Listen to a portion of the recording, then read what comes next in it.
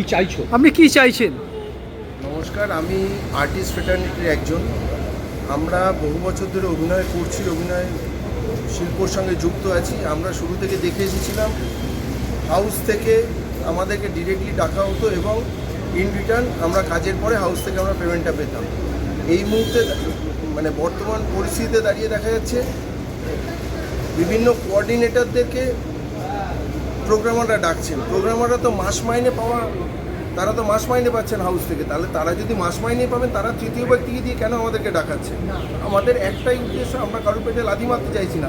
আমাদের ডিরেক্ট কলটা দেওয়া হোক, ডিরেক্ট আমাদের প্রোগ্রামাররা ডাকুক এবং আমরা যেভাবে কাজ করেছি সেভাবে আমরা কাজ করতে চাইছি। এছাড়া আমাদের কোনো কিছু দাবি নেই। আপনার নাম?